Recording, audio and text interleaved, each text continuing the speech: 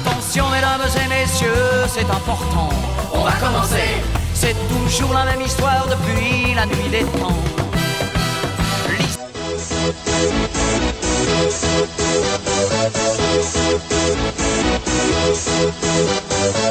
Y'all ready for this?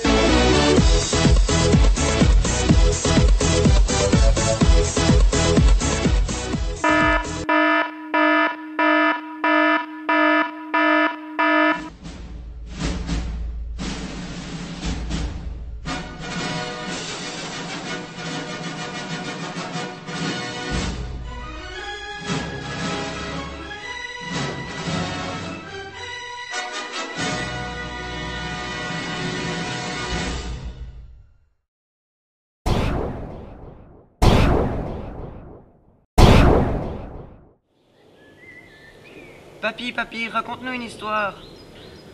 Mon histoire commence en 1846. L'Europe connaît une crise économique. Ouais, parachute doré, Axon Fortis qui perd 20%, ouais, je vois quoi. Oui, mais ne m'interromps pas quand je raconte une histoire. Mon histoire commence donc en 1846. Lors du printemps des peuples. Est-ce que tu sais ce que c'est? Bah oui, papy, évidemment que je sais ce que c'est. Le printemps, c'est quand il y a plein de fleurs qui poussent. Le peuple, c'est plein de gens. Donc, quand on met les deux ensemble, bah, c'est plein de fleurs qui poussent sur plein de gens. Non, c'est nul. Le printemps des peuples, c'est le nom donné aux révolutions qui fleurissent en 1848 partout en Europe. C'est les peuples miséreux comme nous qui se sont soulevés contre la bourgeoisie pour avoir des droits et des libertés. Mais bon, mon histoire commence donc en 1846. Je viens de finir mes études de planteur-ramasseur que j'ai réussi avec une très grande distinction. Mpoun et Moon sont morts, me laissant un superbe héritage. Je décide donc de faire le tour de l'Europe avec mon petit baluchon.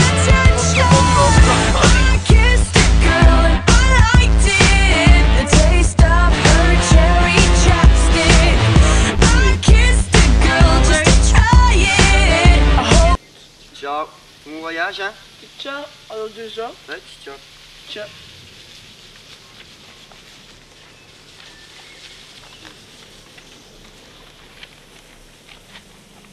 « 1848, enfin arrivé à Paris. » Salut mon gars, t'es pas d'ici toi? Oui, Belgique, Jackie. Marcel.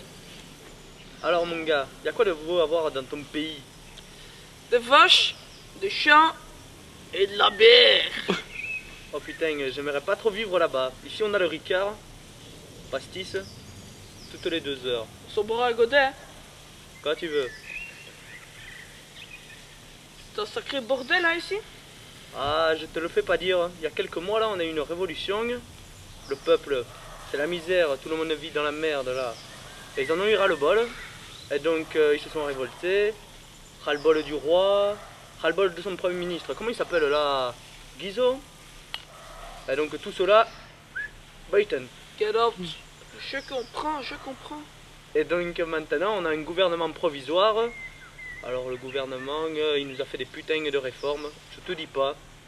Alors la plus importante, c'est le suffrage universel.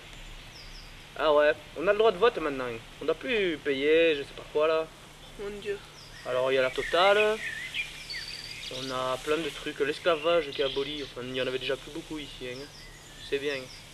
En France, hein. Enfin, chez nous, c'est ce qu'on appelle la deuxième république. Parce qu'on a eu la première, maintenant c'est la deuxième. C'est le tome 2 quoi. Ouais, c'est un peu ça si tu veux. Un peu plus politique. Et qu'est-ce que toi, tu fais là? T'as pas vraiment pas rigolo. Ah non, alors moi je suis de Marseille, le pastis, les boules, les Marseillaises. En fait, chez nous, dans ma famille, il y a le cousin du père, de l'oncle, de l'arrière-petit-fils de notre grande-tante. Tu sais comment elle s'appelle, Jacqueline? Non, je ne sais pas, mais je te Elle est crois. morte. Oh mon Dieu, petite Donc je suis fille. venu ici chez le notaire pour l'héritage. Ne t'inquiète pas. On va se boire un godet. On se voit à côté. Après, faut que j'y aille, j'ai d'autres pays qui m'attendent. Tu vas où après? Je sais pas, Italie. Italie? Ah, c'est beau là-bas. J'étais...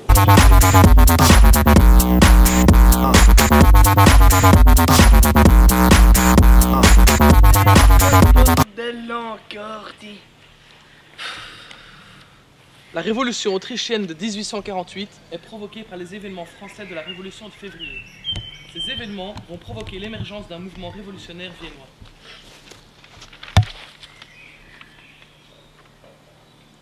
Ce mouvement va se révolter et faire chuter le gouvernement Metternich qui dominait la vie politique depuis 27 ans.